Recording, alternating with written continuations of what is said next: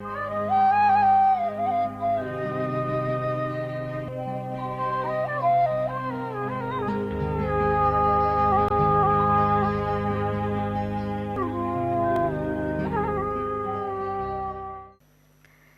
शांति।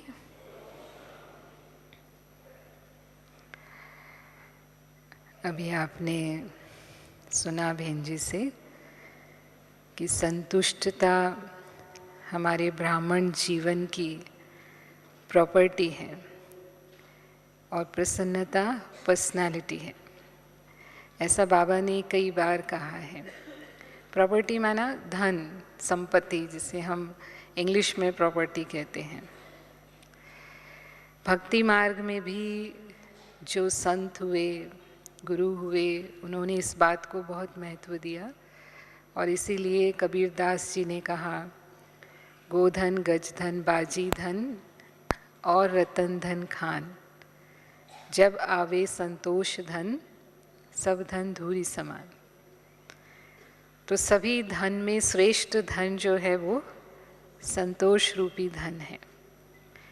और इसीलिए जो भी भक्त हुए उनको भगवान की मर्जी से जो भी मिला, जैसा भी मिला, वो सदा उसमें संतुष्ट रहे।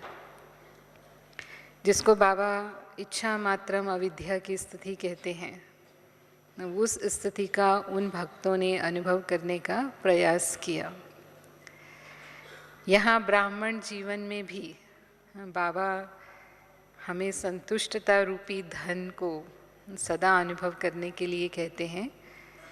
और बाबा ने हमें ये समझाया है कि हमारी संतुष्टता का आधार सर्व प्राप्ति है। जिसे सर्व प्राप्ति है वो सहज संतुष्ट रह सकता है, क्योंकि असंतुष्टता का आधार कोई ना कोई अप्राप्ति होता है। यानी जो हम चाहते हैं जीवन में, जो करना चाहते हैं, जो बनना चाहते हैं, जो सफलता चाहते हैं या जो प्राप्त करना चाहते हैं, वो नहीं मिला तो हम असंतुष्ट हो जाते हैं। लेकिन यहाँ क्या कहते हैं, ब्राह्मण जीवन में अप्राप्त नहीं कोई वस्तु ब्राह्मणों के खजाने में। सुना है ना, बाबा कहते हैं अप्राप्त नहीं कोई वस्तु ब्राह्मणों के खजाने में। या ऐसे कहेंगे कि अप्राप्त नहीं कोई वस्तु देवताओं के खजाने में। हाँ, सोचेंगे कि देवता बनेंगे तब तो सब कुछ मिलने ही वाला है, लेकिन ब्राह्मणों के खजाने में है या नहीं वो पता नहीं। हाँ, तो देवताओं के खजाने में फिर भी अप्राप्ति होगी। हाँ, क्या अप्राप्ति होगी कि वहाँ भगवान नहीं होगा, लेकिन ब्राह्मणों को भगवान की ही प्राप्ति सबसे बड़ी प्राप्ति है। और इसीलिए कहते हैं कि परवाह थी पार ब्रह्म में रहने वाले उस परमेश्वर की, वो मिल गया तो फिर बाकी क्या चाहिए।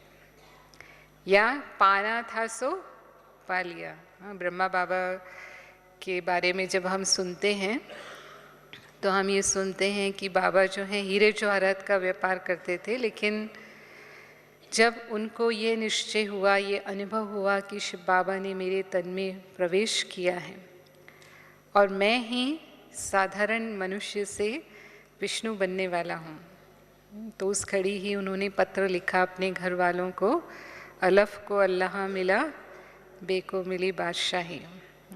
यानी पाना था सो पा लिया है। अब वो हीरे भी बाबा को आकर्षित नहीं कर रहे थे, वो हीरे भी बाबा को पत्थर जैसे लगे और आसानी से वो सब कुछ छूट गया, क्योंकि प्राप्ति नज़र आ गई कि मुझे क्या प्राप्त होने वाला है। तो वो बेहद की प्राप्ति है जो बाबा हमें देता है, वो हद की प्राप्ति नहीं है, बेहद की प्राप्ति है। उस बेहद की प्राप्ति की स्मृति में यदि हम रहते हैं तो फिर हद की छोटी छोटी प्राप्तियों में हमारी बुद्धि जाती ही नहीं है। हाँ, वो हमें मिले या ना मिले उससे हमें कोई फर्क नहीं पड़ता है। लेकिन अगर हम भूल जाते हैं अपनी बेहद की प्राप्ति, और बाबा कहता है इतनी बेहद की प्राप्ति है कि आप एक जन्म तो क्या, इस ब्राह्मण जन्म की बात नहीं, लेकिन आने वाले 21 जन्म और पूरे कल्प तक वो प्राप्ति स्वयं अनुभव करते हैं। न सिर्फ स्वयं, लेकिन जो आपकी प्रजा है वो भी अनुभव करती है, और प्रजा नहीं, आपके जो भक्त हैं और भक्तों की जो वंशावली है वो भी आपकी प्राप्तियों के आधार से चलती है। तो इतनी अखुट प्राप्ति है। लेकिन हाँ, उस प्राप्ति की स्मृति स्वरूप में यदि हम रहते हैं तो हम उसको अनुभव करते हैं। तो जो प्राप्तियां मिली हैं वो स्थूल और सूक्ष्म दोनों प्रकार की हैं। दुनिया में स्थूल प्राप्ति मानी जाती है तन, मन, धन और संबंधों की प्राप्ति है। 4 प्रकार के भाग्य माने जाते हैं। तो ये चारों ही भाग्य भविष्य में तो प्राप्त होंगे ही अनेक जन्मों तक, लेकिन वर्तमान जीवन में भी हमें प्राप्त हैं। अगर हम भविष्य को देखते हैं तो सतयुग और त्रेता युग में तन की प्राप्ति है कि सदा निरोगी तन होगा, कोई रोग शोक कभी नहीं होगा, लंबी आयु जिएंगे। हाँ, और वो निश्चित है। मन की प्राप्ति है कि मन कभी भी दुखी नहीं होगा, अशांत नहीं होगा, सदा मन प्रसन्न चित्त रहेगा। और वो निशानी हम आज भी देवी देवताओं में देखते हैं।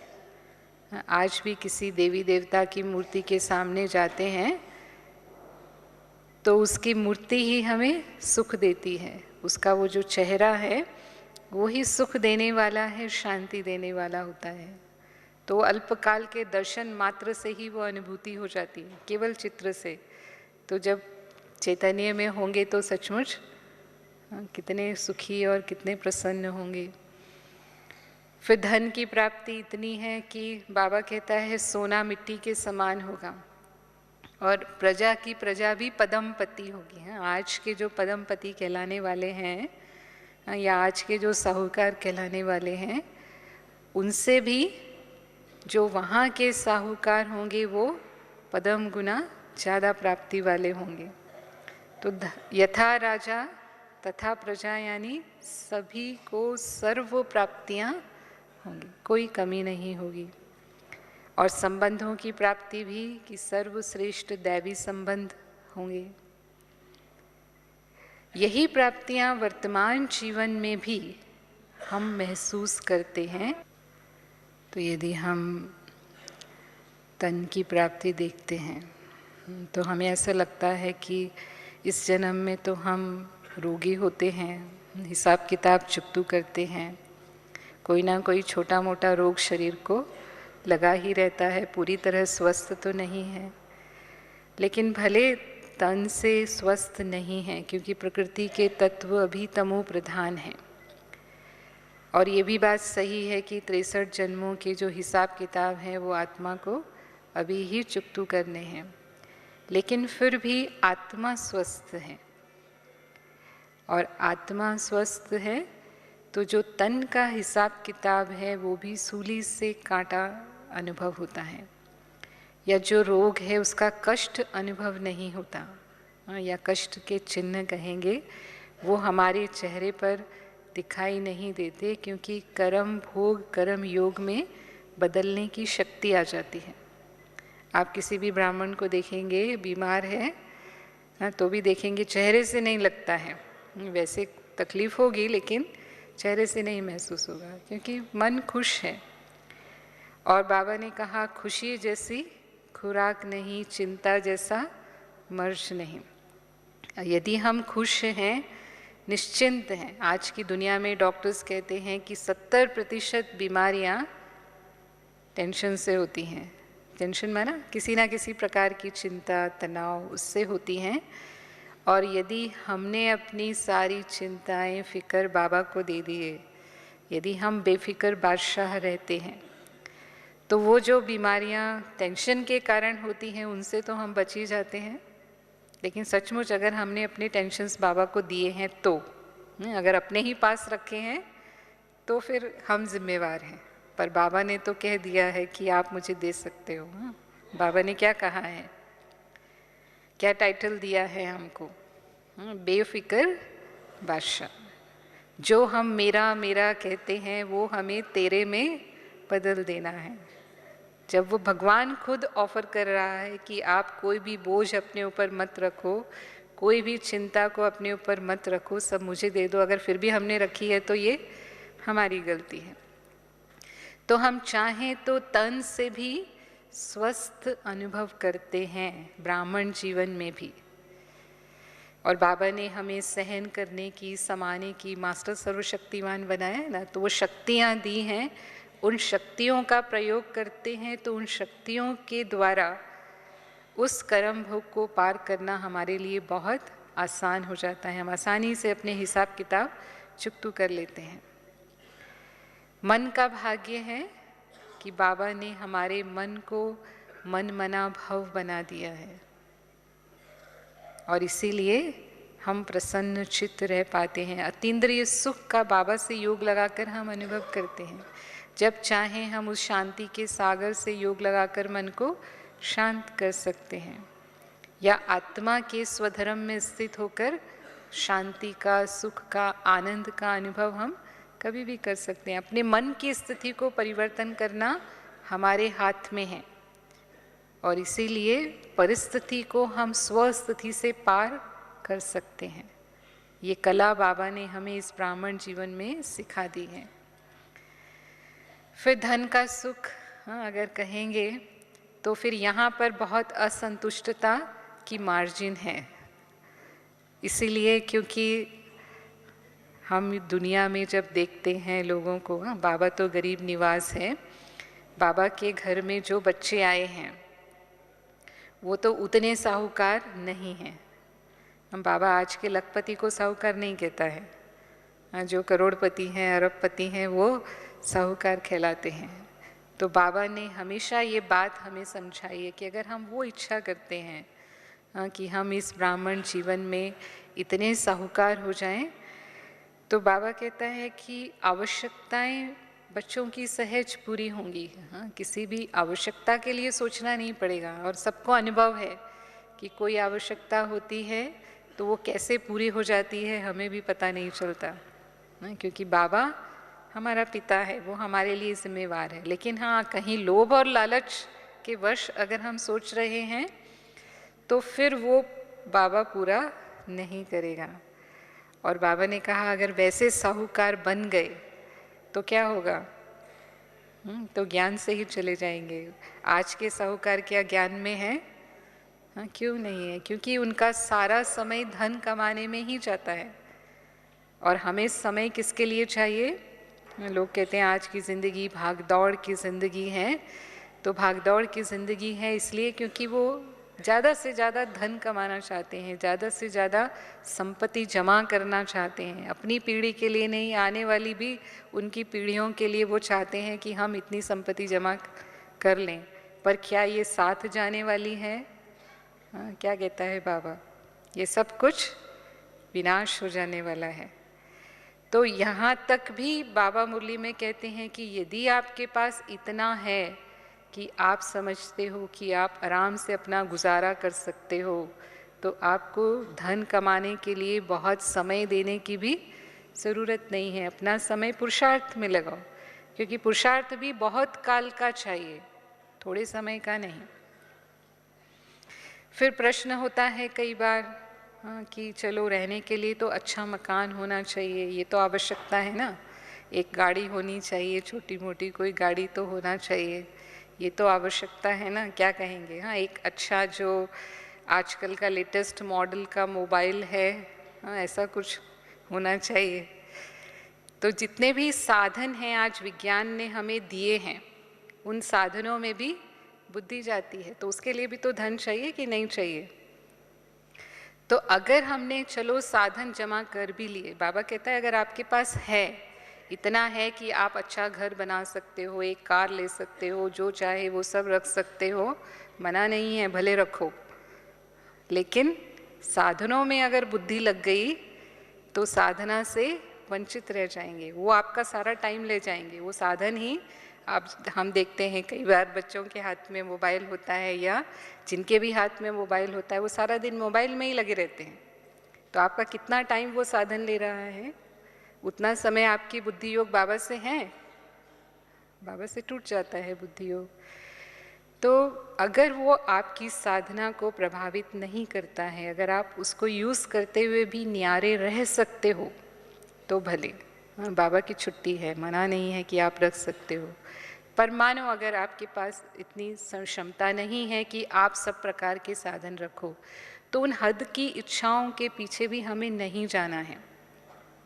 बाबा कहता है कि ये जो हद की इच्छाएं हैं ये परछाई के समान है। जैसे हम परछाई को पकड़ने की कोशिश करते हैं तो क्या परछाई पकड़ में आती है? उतना ही वो आगे जाती है। लेकिन उसका सही तरीका ये है कि आप रोशनी की तरफ अपना मुंह कर दो, आप पलट जाओ। अगर आप सूर्य की तरफ अपना मुंह कर देंगे तो वो परछाई अपने आप आपके पीछे पीछे आएगी। तो ज्ञान सूर्य बाबा से अगर मेरा बुद्धि योग है तो ये जो छोटी मोटी इच्छाएं हैं वो अपने आप पूरी होंगी। हमें मांगने की भी ज़रूरत नहीं, कहने की भी ज़रूरत नहीं है। तो इन इच्छाओं के पीछे भी संकल्प की शक्ति को हमें नहीं गंवाना है। और जितना हम उससे बचे हुए हैं उतना ज़्यादा अच्छा है। जितना इन माया के साधनों से, जिसको बाबा माया का पॉम्प कहता है, जितना हम उससे बचे हुए हैं उतना हमारी समय और संकल्प की शक्ति की हम बचत करते हैं, जो बाबा ने हमें विशेष इशारा दिया है। काफ़ी समय से इस सीज़न में बाबा हमें ये बोल रहे हैं कि इन दोनों शक्तियों की बचत हमें करनी है। फिर कई बार सोचते हैं कि जो लोग धन से सेवा करते हैं बाबा के घर में, हाँ, माने असंतुष्टता कैसे होती है, तो उनको बहुत पूछा जाता है, उनको सब सुविधाएं मिलती हैं, तो काश हाँ हम भी इतनी अच्छी सेवा कर पाएँ तो हमको भी ऐसा सब कुछ मिले। ये भी संकल्प चलता है कई भाई बहनों को। फिर ये भी सोचते हैं जो टीचर बहनें हैं वो उनको ही ज़्यादा पूछती हैं, जो कोई धन वाले हैं या सेंटर में इस प्रकार के सहयोगी हैं। तो यहाँ पर बाबा ने हमें क्या समझाया है?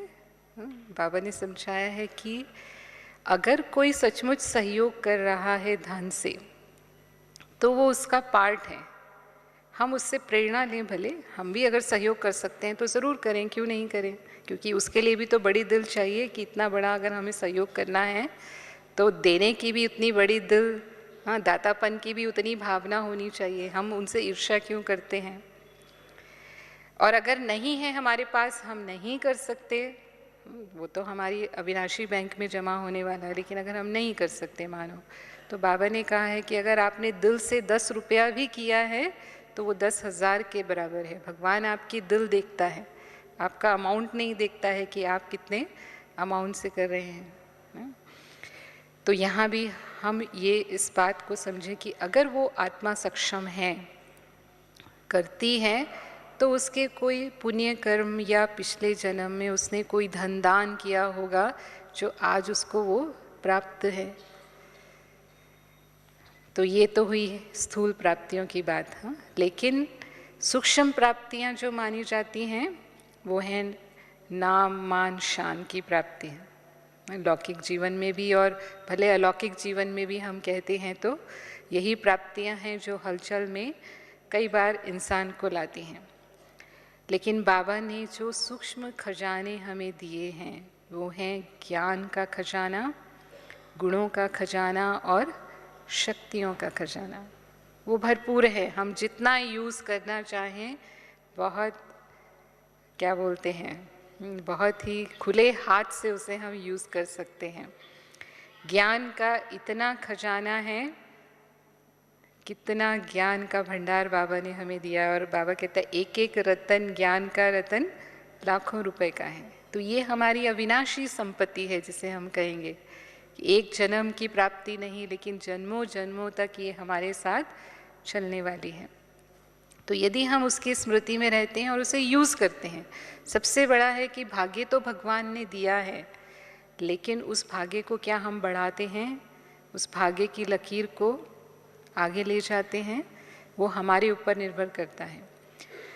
पर जहाँ नाम मान शान की बात आती है तो सब सोचते हैं, हर इंसान सोचता है कि इस दुनिया में मैं कोई ऐसा काम करूं कि मेरा थोड़ा नाम हो जाए या किसी भी बात में मेरा नाम लिया जाए, मुझे पूछा जाए, तो बाबा क्या कहते हैं कि आपका नाम कौन लेता है?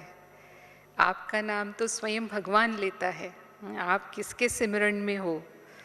बच्चों को कौन स्मरण करता है? स्वयं भगवान भाग्य विधाता आपको स्मरण करता है। एक नहीं भक्ति में कहानी बताते हैं, आपने भी सुनी होगी कि एक बार विष्णु जी के पास नारद जी पहुँचे, तो उन्होंने देखा कि विष्णु जी जो हैं वो कोई डायरी पढ़ रहे हैं। तो उनको जिज्ञासा हुई, और वैसे भी वो कभी भी उनसे पूछे बिना रहते नहीं थे। तो पूछा कि भगवान आप क्या आज पढ़ने में व्यस्त हैं?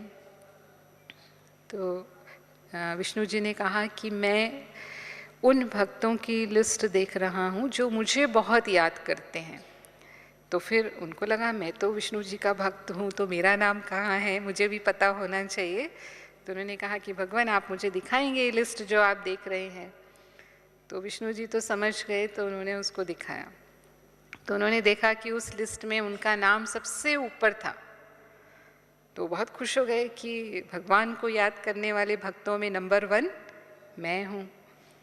तो वो गए हनुमान जी के पास और हनुमान जी को सुनाया कि देखो मैं नंबर 1 भक्त हूँ विष्णु जी का।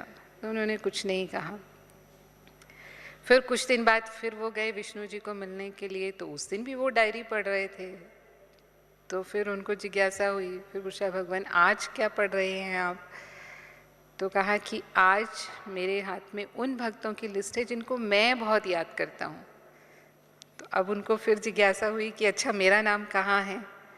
हाँ, तो उन्होंने फिर देखा, तो देखा कि उसमें हनुमान जी का नाम सबसे ऊपर था और नारद जी का नाम उसमें था ही नहीं। तो हम सब बाबा के कौन से बच्चे हैं? हाँ, महावीर बच्चे हैं ना, है ना। हनुमान कौन है? महावीर है। हाँ, जिन्होंने माया को जीतने का चैलेंज लिया है, और उस कारण शिव बाबा स्वयं या बाप दादा स्वयं उन आत्माओं को याद करते हैं। तो इतना अपने नाम के महत्व को समझना है। लेकिन फिर भी ऐसा होता है, जैसे हद की प्राप्ति की बात है, तो समझते हैं कि मेरा नाम तो किसी में भी नहीं लिया जाता, मेरी विशेषताएं तो जानते ही नहीं हैं, मुझे तो बिल्कुल मैं जैसे गुप्त हूँ, मेरे को कोई जानता ही नहीं है, कहीं मेरा नाम ही नहीं है। या हम इतना करते हैं लेकिन नाम तो किसी दूसरे का हो जाता है ना, क्रेडिट तो किसी और को मिलता है, करते तो हम हैं। ऐसे ऐसे संकल्प कभी आते हैं। तो बाबा ने एक मुरली में स्पष्ट कहा था कि मानो कोई आत्मा से आपका हिसाब किताब है और उसके कारण आपका नाम नहीं होता है, वो आत्मा आपको पीछे करती है, या जो भी कारण है कि वो आपका नाम आगे नहीं आने देती है, तो विजय माला में आपका नाम आगे है। आप ये समझ लो कि आपका नाम पीछे नहीं है, लेकिन विजय माला में आपका नाम आगे है, अगर आप फिर भी संतुष्ट रहते हैं। फिर दूसरी बात मान की है कि हम सभी चाहते हैं हमें थोड़ा तो मान मिलना चाहिए, हमारा भी सम्मान होना चाहिए। तो यहाँ भी बाबा कहते हैं कि स्वयं भगवान ने बच्चों को अपने से आगे रखा है। बाबा अपने लिए क्या कहते हैं? मैं मोस्ट ओबीडियंट सर्वेंट हूँ बच्चों का। या हम बच्चों को चरणों के दास से सिर का ताज बना दिया है बाबा ने। भक्ति में तो हम यही कहते थे ना, हम आपके चरणों के दास हैं, और अभी क्या हैं? हम भगवान के सिर के ताज हैं या मस्तक मणि हैं। कितने स्वमान बाबा ने हमें दिए हैं। तो उस स्वमान के आगे जो भगवान ने मान दिया है, उसके आगे आत्माओं का मान क्या है?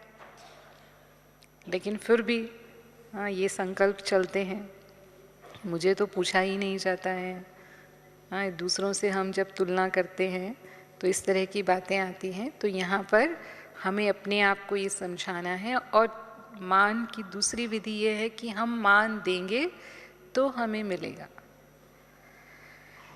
मांगने से मान कभी नहीं मिलता है, बाबा ने ये समझाया है। फिर वही बात कि हम हद की इच्छा के पीछे जाते हैं तो वो हमें प्राप्त नहीं होने वाली। लेकिन जब हम बाबा की याद में रहते हैं और उन गुणों को अपने जीवन में यूज़ करते हैं जो बाबा ने हमें दिए हैं, तो वो प्राप्ति हमें स्वतः ही होने लगती है।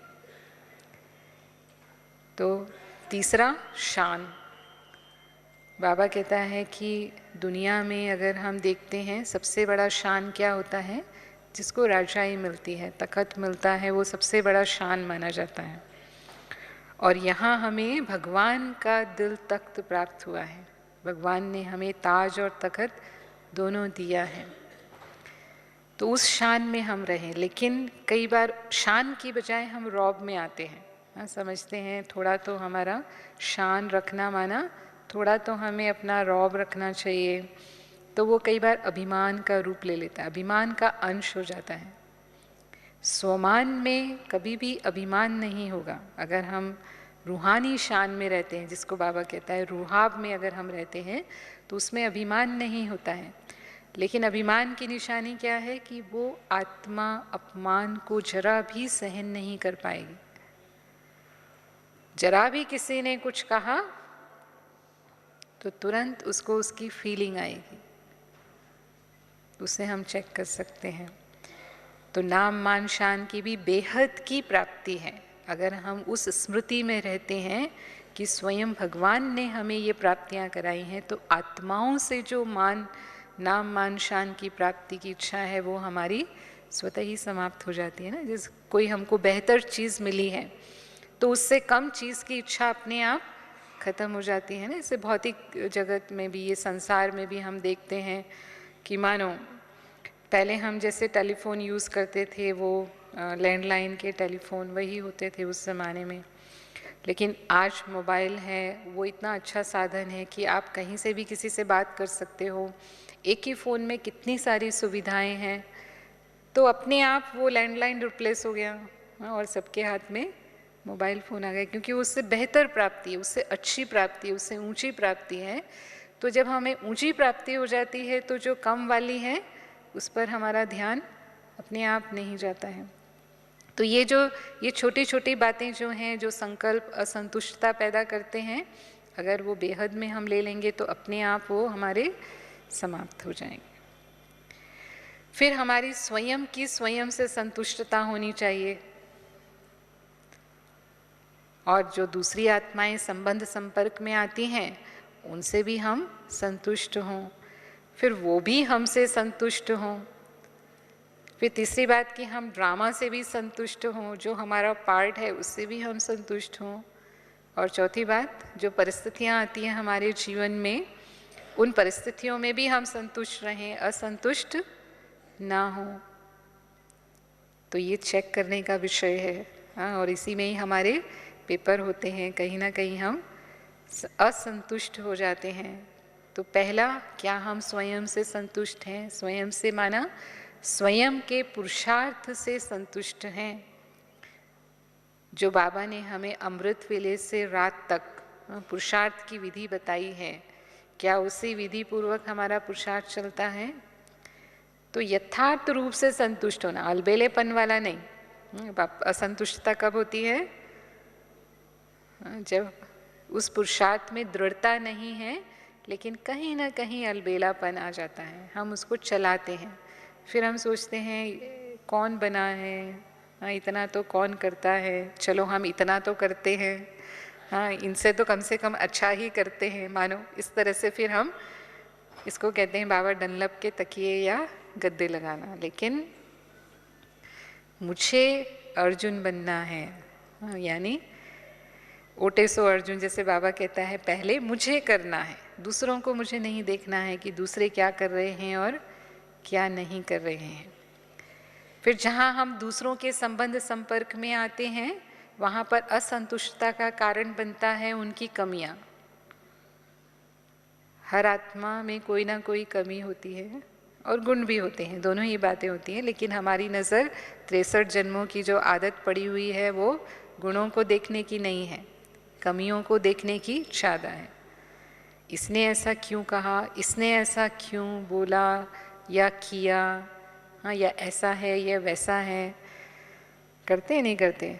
फिर दूसरी बात, किसी ने मेरे इंसल्ट कर दी कोई बात को लेकर के, 2-4 लोगों के सामने मुझे कुछ कह दिया, या निंदा कर दी मेरी, कोई ग्लानि कर दी किसी के सामने, तो हम उस आत्मा से तो अच्छी तरह असंतुष्ट हो जाते हैं। होते हैं या नहीं होते? जानते हैं कि असंतुष्ट नहीं होना है, लेकिन फिर भी अभी तक हमने उस बात को जीता नहीं है। तो यहाँ बाबा ने हमें समझाया है, हाँ, हमें क्या यूज़ करना है जिससे हम संतुष्ट रहें। बाबा ने हमें समझाया है कि जो आत्मा आज मेरी इंसल्ट कर रही है वो अपना हिसाब ले रही है, क्योंकि कभी मैंने उसकी इंसल्ट की हुई है। कोई पूर्व जन्म में आपने उसकी इंसल्ट की थी तो अपना हिसाब तो पूरा करेगी ना, और सारे हिसाब तो आपको यहीं ख़त्म करने हैं। कर्मातीत बनना है या नहीं बनना है? तो ये हम अपने आप से पूछें कि हिसाब किताब चलो चुकता हुआ। अब अगर मैंने अब उसके प्रति शुभ भावना रखी तो मेरा हिसाब नहीं बनेगा, पर अगर अभी भी मैंने वैसा ही कर दिया जैसा उसने किया, उसने मेरी इंसल्ट की तो मैंने 4 बोल के उससे डबल इंसल्ट कर दी, तो मैंने डबल हिसाब किताब बना लिया। हिसाब किताब ख़त्म करने की बजाय क्या कर लिया, मैंने उसको बढ़ा लिया। फिर मानो ग्लानि की बातें हैं तो वो इतनी चटपटी होती हैं कि किए बिना रह नहीं पाते। 63 जन्मों की वो भी आदत पड़ी हुई है कथाएं करने की, जिसको बाबा बोलता है, क्योंकि रामायण की कथा, महाभारत की कथा वो ज़्यादा अच्छी लगती है, क्योंकि वो इस तरह की। तो यहाँ भी किसी ने किसी की कथा की, इसकी ये बात है, उसकी वो बात है, तो हम बहुत इंटरेस्ट से उसको सुनते हैं। फिर हाँ में भी अच्छी तरह मिलाते हैं। तो बाबा कहता है अगर हाँ में हाँ भी मिलाई मानो तो भी अपने पाप में वृद्धि की। हाँ, भले वो छोटे मोटे पाप होते हैं, चलो बड़े पाप नहीं होते, लेकिन फिर भी वो हमारी बुद्धि को भारी करते हैं। और फिर योग में जो स्थिति हम अनुभव करना चाहते हैं, बाबा से जो समीपता की अनुभूति हम करना चाहते हैं, वो समीपता की अनुभूति हमें नहीं होती है। तो ये दूसरों के संपर्क में आने में हमें अटेंशन देना है कि हमारी नज़र उनके गुणों पर जाए, उनकी कमियों पर नहीं जाए। और मानो है भी सही, तो बाबा ने हमें किस नज़र से देखा, हम भी कैसे भी थे भगवान के पास आए तो भी भगवान ने हमें कितनी ऊंची नज़र से देखा। तो हमें तो बाप समान बनना है ना, तो भी हमें उस आत्मा की जो अनादि स्वरूप है, अनादि तो वो शुद्ध पवित्र श्रेष्ठ आत्मा है, देवात्मा है, मुझे उसको उसी नज़र से देखना है। तो वो आज नहीं है, कल हो जाएगी। पुरुषार्थ तो वो भी कर रही है, पर अगर हमने उसके अवगुण बुद्धि में ग्रहण कर लिए तो हमारी बुद्धि भी, जिसको बाबा कहता है, जैसे वो अवगुण हमारी बुद्धि में आ गए तो हमने उसको ग्रहण कर लिया, वो हमारे में जैसे प्रवेश हो गया। तो कई बार फिर हम छूटना चाहते हैं तो भी नहीं छूट पाते। फिर परिस्थितियाँ आती हैं, समस्याएं आती हैं, उसमें हम असंतुष्ट हो जाते हैं क्योंकि हम प्रश्नों में चले जाते हैं। ये बाबा ने बताया कि प्रश्नों से पार होंगे तब प्रसन्न चित्त बनेंगे।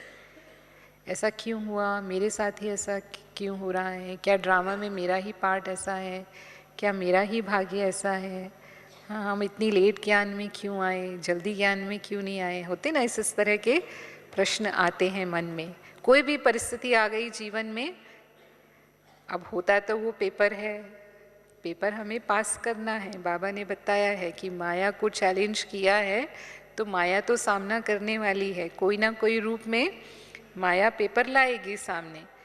अब वो चाहे तन का रोग है, चाहे आपसी संबंधों में संस्कारों का टकराव है, किसी भी रूप में, हाँ, या कोई सहयोग नहीं मिलता है, घर वाले बिगड़ डालते हैं, कोई भी प्रकार की जो परिस्थिति है वो सब पेपर हमें पास करने हैं। चाहे फिर वो कई बार लोक लाज की मर्यादा भी आती हैं, कई बातें जीवन में समस्याओं के रूप में आने लगती हैं।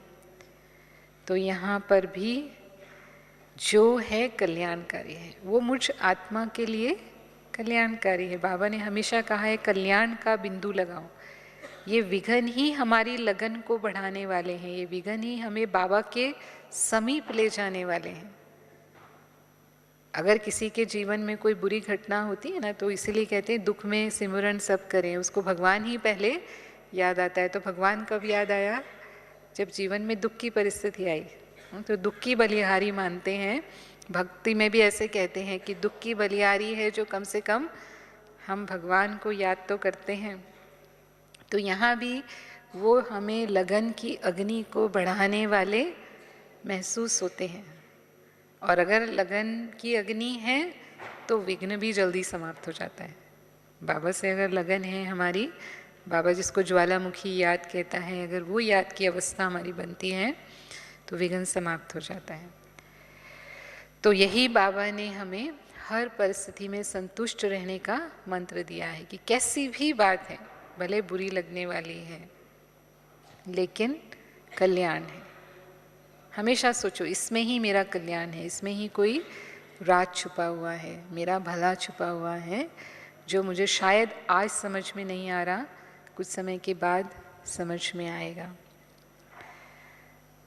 और जहाँ तक ड्रामा से संतुष्ट होने वाली बात है, तो कई बार हम अपने पार्ट की तुलना दूसरों के पार्ट से करते हैं, और जहाँ तुलना करते हैं वहाँ हम असंतुष्ट होते हैं। तो बाबा ने हमेशा कहा है कि रेस करनी है लेकिन रीस नहीं करनी है। भले आप किसी के पुरुषार्थ को देखते हो, वो तीव्र पुरुषार्थी है तो ठीक है ना, उसके गुण को ग्रहण करो, लेकिन ईर्ष्या नहीं करनी है किसी के भी पार्ट से। और बाबा ने बहुत अच्छी तरह समझाया है। मानो 50 साल पहले कोई ज्ञान में आया, 20 साल पहले, आज भी शायद मुरली में था, हाँ, कि कोई 20 साल से ज्ञान में है और आप भले अभी 5 साल से ज्ञान में हो या 2 साल से ज्ञान में हो। मानो बहुत सारे भाई बहने यहाँ पहली बार भी आए होंगे, हाँ, बैठे हैं कोई जो पहली बार आए हैं, देखो काफ़ी बैठे हैं जो पहली बार आए हैं। लेकिन अगर हमने बाबा की श्रीमत को पूरी तरह से पालन किया है और हमारी स्थिति बाबा के समान है, तो वो जो 20 साल पहले से ज्ञान में चल रहे हैं, मानो उनमें अभी भी कमियां हैं, तो हमारा पुरुषार्थ और उनका पुरुषार्थ बराबर है, हम गैलप कर लेते हैं। लास्ट सो फास्ट का वरदान बाबा ने दिया हुआ है। तो कभी भी ये नहीं सोचना, हो सकता है कि हम इतना साल पहले ज्ञान में आते और कोई विघ्न आता तो हम ज्ञान छोड़कर ही चले जाते हैं, ये भी हो सकता था ना। तो फिर तो और भी बाबा कहता है बुरा परिणाम होता है, क्योंकि ज्ञान में छोड़ के गए तो बाबा कहता है सतगुरु का निंदक ठौर ना पाए। कभी भी सतयुग में ऊंच पद की प्राप्ति के चांस ही खत्म हो गए। तो कम से कम वो बात तो नहीं है। अब तो हम आए ही ऐसे समय पर हैं जो बिल्कुल लास्ट स्टेज है, तो हम अपने आप ही, वो बाबा भी हमें इतने वरदान दे रहा है और समय भी हमें फास्ट पुरुषार्थ करने की प्रेरणा दे रहा है, तो अपने आप हम वो पुरुषार्थ कर रहे हैं। तो अपने पार्ट से संतुष्ट रहना है। ड्रामा में जो पार्ट मुझे मिला है उसको समझकर आगे बढ़ना, या उसी में ही मुझ आत्मा की भलाई है या उन्नति है, ऐसा समझ करके हमें चलते रहना है। तो जो भी बातें आती हैं इस संगम युग पर, भविष्य में तो रहेंगे ही संतुष्ट, वहाँ तो असंतुष्ट रहने का प्रश्न ही नहीं है, लेकिन संगम युग पर ही संतुष्टता के धन का अनुभव करने का समय है। तो कलयुग में, हाँ, जो भी बताया, हाँ, इतनी सारी बातें हमारे सामने आती रहती हैं और आती भी रहेंगी। यहाँ तक कि प्रकृति से भी पेपर होते हैं। चलो मनुष्यों की बात, मनुष्य आत्माओं की बात तो छोड़ो, लेकिन प्रकृति का भी कई बार ऐसा वायुमंडल होता है, ऐसा वातावरण होता है, हाँ, कभी बहुत ठंडी होती है, कभी बहुत गर्मी होती है, या हमारा शरीर भी प्रकृति से ही है, तो कहीं हम उससे तो असंतुष्ट नहीं होते, उससे भी हमें असंतुष्ट नहीं होना है। वो भी राज बाबा ने समझाए हुए हैं कि वो भी विकराल रूप धारण करने वाली है। तो अभी कुछ भी नहीं है, ये प्रकृति के जो पेपर हैं वो भी अभी कुछ भी नहीं है, ये तो जस्ट छोटी मोटी रिहर्सल है। लेकिन अंत समय जो प्रकृति का रूप होगा, हाँ, उसके लिए जैसे ये हम तैयार हो रहे हैं। अगर बीच बीच में अगर प्रकृति से ऐसी स्थितियाँ उत्पन्न होती हैं तो हम फिर प्रकृति से भी संतुष्ट रहेंगे। तो सभी बातों में संतुष्ट रहते हुए बाबा कहता है कि जो संतुष्टता ब्राह्मण जीवन की प्रॉपर्टी है, उसका आप बच्चे खूब अनुभव करो और दूसरों को भी अनुभव कराओ। और उसकी विधि ये है कि सदा प्राप्तियों की स्मृति में रहो।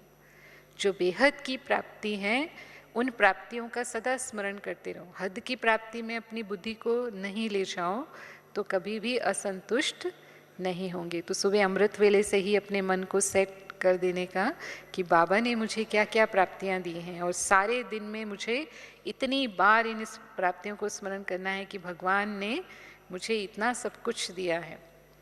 तो इतना सब कुछ दिया है तो उसके आगे ये संसार की छोटी छोटी हद की प्राप्तियां क्या हैं, तो फिर हम असंतुष्ट नहीं होंगे। ओम शांति।